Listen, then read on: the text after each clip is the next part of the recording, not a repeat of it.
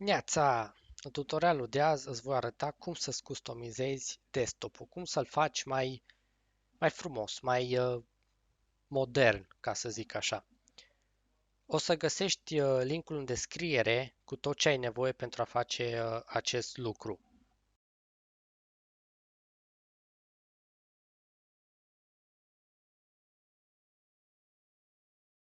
Bun, după ce am descărcat arhiva, o dezarhivăm undeva oriunde pe desktop. Eu deja am făcut treaba asta, așa că o să sar peste pasul ăsta și deschidem folderul customizare Windows. Aici avem mai multe foldere și un link către canal ca să te abonezi în cazul în care nu ai făcut-o. După cum vezi, folderele sunt numerotate, asta înseamnă că e ordinea în care o să instalăm lucrurile. Deci primul pas ar fi să intrăm în imagini, copiem imaginea din folder în Pictures.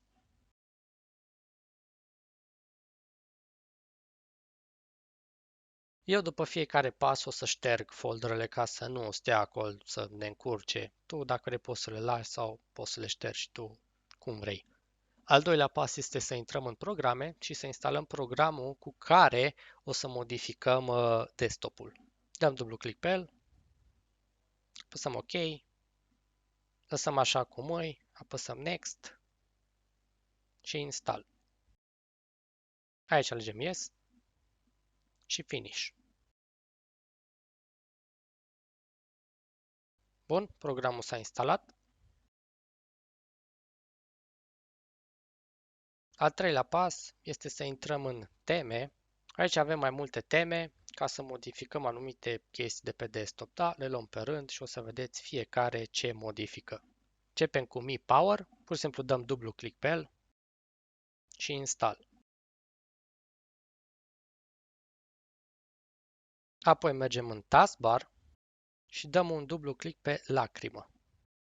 Aici alegem Mi Power, Power și avem două variante, B-INI și W-INI. Asta înseamnă că este varianta Black și White. Eu o să merg pe varianta Black, adică B-INI și o să dau Load. Și automat, sus în stânga nu se vede, dar o să se vadă după ce schimbăm imaginea de background. Au apărut butoanele de Sleep, Shutdown și Restart.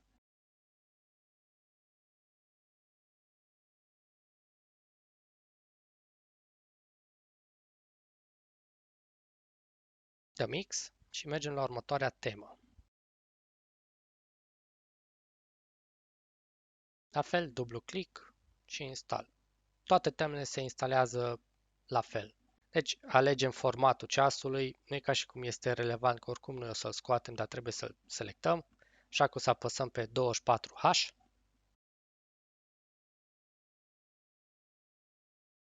Aici schimbăm culoarea ceasului. Momentan este alb, dar eu vreau negru. Așa că dăm un click și alegem negru. Dăm OK, apoi Close.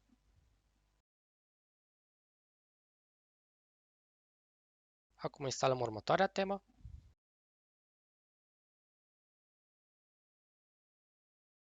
Install.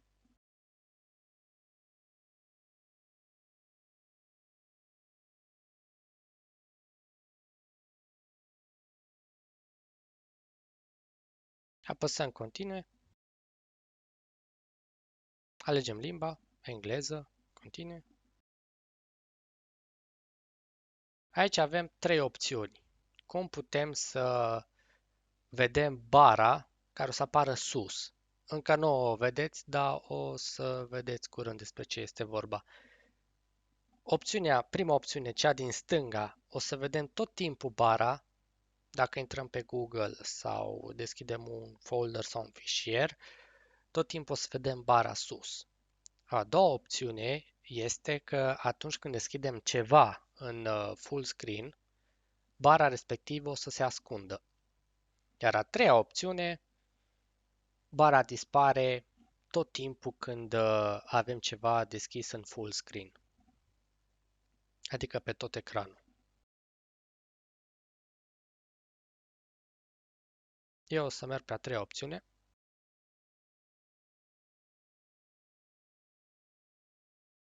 Aici putem seta vremea. Eu o să trec București, România. Și evident bifăm Celsius. Păsăm continue. Aici alegem iconița care să apară în top bar. Eu o să aleg Windows. După cum vedem s-a schimbat iconița din bară și acum avem trei variante de top bar. Prima este mini, care este foarte mică. A doua opțiune este standard, adică la dimensiuni normale. Și large o să fie o bară foarte mare. Eu o să merg pe varianta mini.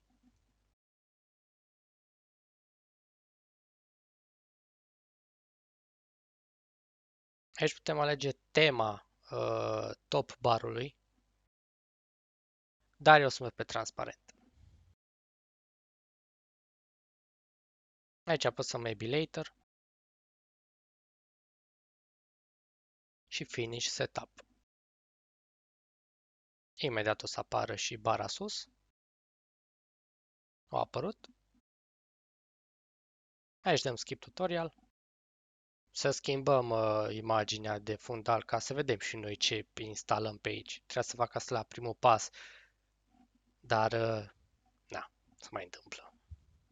Așa că o să dăm click dreapta pe imagine și o să dăm ca background pe desktop.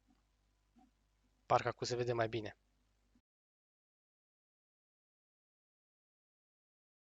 Și acum să facem niște modificări, că nu trebuie să rămână toate nebunile astea pe desktop. Ca să scoatem anumite elemente, pur și simplu dăm click dreapta pe elementul respectiv și Unload Skin. Apoi mergem în taskbar, taskbarul s-a mutat sus, l-avem și sus și jos, dar o să-l scoatem de jos. Dar momentan mergem în taskbarul de sus, deschidem lacrima. După cum vedem, au dispărut butoanele de Sleep, Shutdown și Restart, așa că le putem încărca înapoi, nu e nicio problemă. Pur și simplu apăsăm pe butonul Load. Butoanele au apărut sus, cu click stânga le mutăm, ținem apăsat click stânga și le mutăm unde vrem. Apoi intrăm în folderul Mond, Clock, Clock Ini și dăm Edit. Edităm elementele de pe desktop cu ziua, data, vremea, etc. Nouă ne trebuie doar ziua, așa că o să ștergem anumite chestii de pe aici, cum ar fi Matter 24H Clock și Matter 12H Clock. Astea două le putem șterge și mai trebuie să ștergem Matter Date. Apoi, dacă vrem să modificăm cât de mare să fie ziua, mă refer la text, cât de mare să apară pe desktop, atunci mergem la Scale și modificăm. Eu o să pun 2.00. Apoi mă duc la File și dau Save. Închid și trebuie să apăs pe butonul Refresh. Orice modificare o facem unui element, trebuie să dăm Refresh după, ca să vedem modificarea respectivă. După cum se vede, a dispărut ora și data și a rămas doar ziua, dar este mai mare acum textul și cu click stânga putem să-l mutăm unde vrem noi pe desktop. Următorul pas este să renunțăm la textul de lângă Recycle Bin. Pentru asta trebuie să mergem în folderul Recycle Bin și să alegem recyclebin.ini și la fel apăsăm pe Edit. Dăm de rotița în jos până vedem Matter Recycle Bin Text. Îl ștergem, apoi trebuie să ștergem Matter Recycle Bin Info Text. Apăsăm pe File, Save, închidem fișierul și dăm un refresh. Și textul a dispărut. Acum, ca să modificăm puțin animația iconiței, îi schimbăm transparența, undeva la 80% o să pun, și alegem ce se întâmplă când punem mouse-ul pe iconiță. Eu o să aleg Fade In. Asta înseamnă că atunci când eu o să pun mouse-ul pe iconiță, o să dispară transparența aia de 80% și o să se întoarcă la 0. Ca să ștergem ceva din Recycle Bin, pur și simplu apăsăm click dreapta pe iconiță și o să apară mesajul de confirmare în care apăsăm yes sau no, dacă vrem să ștergem sau nu totul din coșul de gunoi.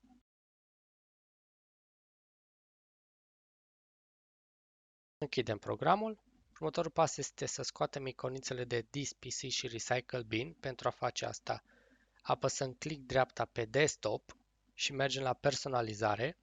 Dăm de rotiță în jos, apăsăm pe teme și la desktop icon settings. Dăm un click și aici debifăm computer și Recycle Bin. Apăsăm apply și ok. Închidem fereastra, că nu mai e nevoie. Și a mai rămas folderul pe care l-am descărcat cu toate nebuniile astea de modificări. În cazul în care nu poți să muți folderul respectiv, atunci dai click dreapta pe desktop, view și debifăm auto arrange icons.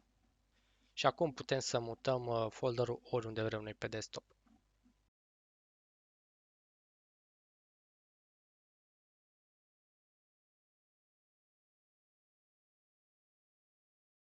Urmează să instalăm ultima temă, adică Jack Score.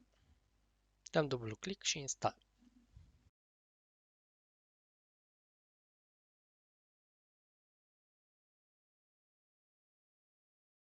Apăsăm Get Started, Continue, la fel, la fel și apăsăm Proceed.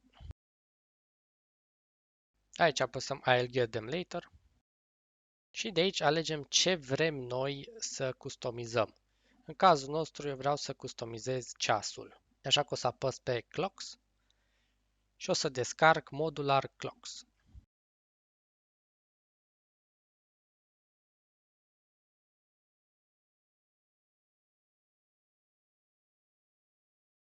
Bun, am descărcat ceasul.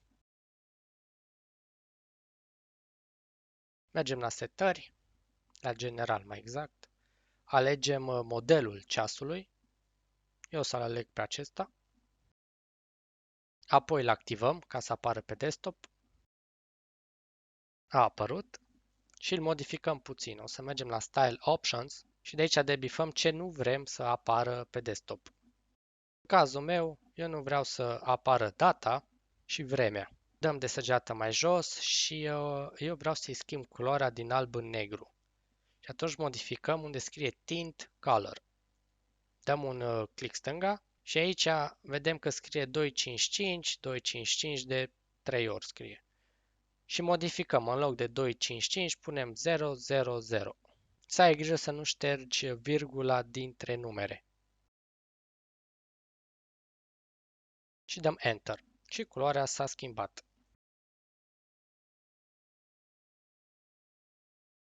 Bun, acum putem închide programul și mutăm ceasul undeva în centru. Următorul pas este să modificăm taskbar-ul de jos. Așa că o să dăm un rename la folderul Twix. O să lăsăm doar Twix. Dăm un click dreapta, Cut, mergem pe This PC, Local Disk C și aici dăm un Paste. Click dreapta și Paste. Intrăm în folderul respectiv, Taskbar și aici avem două opțiuni. Noi o să mergem pe a doua opțiune. Bun, s-a deschis configuratorul. Lăsăm astea trei opțiuni bifate. Ne asigurăm că Run at Startup este bifat și apăsăm Apply. Bun, taskbar-ul s-a modificat, acum e mai micuț și mai drăguț. Următorul pas este să schimbăm cursorul. Avem două opțiuni, Dark și Light. Noi o să mergem pe varianta Dark, dacă tot am făcut totul pe Dark. Intrăm în cursor, click dreapta pe Install și alegem Install. Apăsăm Open, alegem Yes. Bun, s-a instalat și acum apăsăm OK. După cum vezi, s-a modificat cursorul, e negru, arată mai bine. Și cam atât a fost cu modificarea desktop-ului. Acum, dacă vrem să modificăm top bar-ul, vă arăt exact cum să modificați, cum să scoateți anumite iconițe sau să adăugați foldere sau ce mai vreți voi. Înainte de asta, să nu uităm de pasul 6,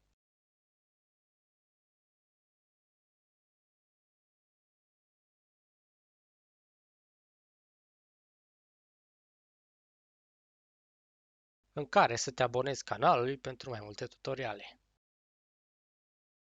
Bun, după ce am terminat cu toți pașii, toți cei 6 pași, ștergem tot ce am descărcat să fie curat.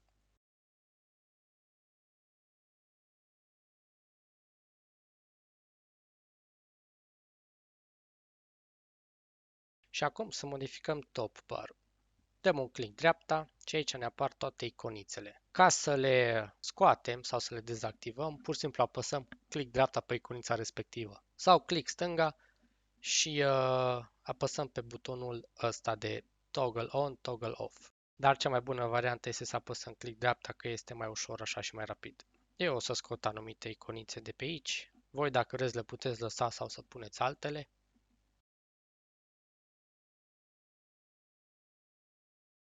Ca să schimbi locația de unde să arate vremea, pur și simplu dai un click stânga pe norișorul acesta, apoi Weather App Options. Și aici schimbi locația, nu știu, Cluj-Napoca, România, dar după ce ai scris, te asigur că apeși Enter. Bun, partea din dreapta am rezolvat-o și acum în stânga. După cum vedem, aici avem mult mai multe opțiuni, dar tot așa, click dreapta și avem o listă cu mai multe opțiuni pe care le putem activa sau dezactiva.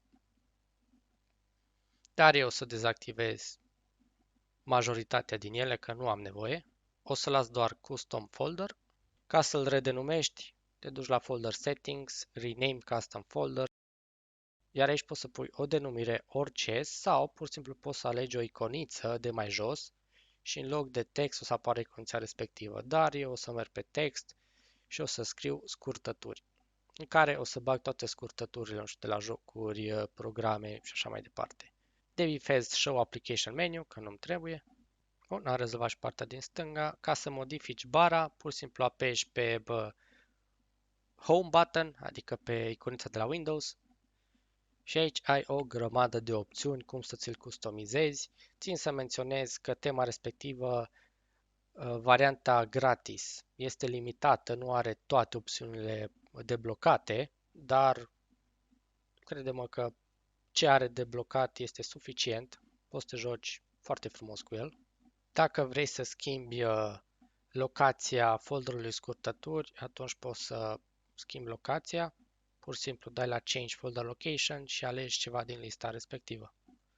Ca să adaugi ceva în scurtături, dai un click stânga pe scurtături și ai cele două buline jos. Dai pe prima bulină ca să te duci la locația respectivă și aici poți să adaugi foldere sau direct iconițele. Eu o să creez un folder nou, așa că o să dau click dreapta și New Folder și o să-i dau nume Programe. Aici o să adaug toate iconițele legate de programe. Ca să accesezi iconițele respective, dai un click stânga pe scurtături, ai folderul Programe și în dreapta o să ți se deschidă toate scurtăturile. O să ai o listă cu toate scurtăturile adăugate. Butoanele din stânga jos, cele de restart și shutdown, pur și simplu dai un click pe ele și totul este instant. Și cam atât cu tutorialul. Acum avem un desktop mai modern, arată mai bine, părerea mea, dar tu poți să ți-l customizezi cum vrei tu, poți să pui data oriunde vrei tu pe desktop sau ziua sau vreme sau ești liber să faci ce vrei tu. Ăsta este doar un exemplu de desktop modern. Dacă ți-a plăcut acest tutorial, te rog să dai un like și un share ca să ajuți canalul să crească frumos. Da, like-urile ajută foarte mult.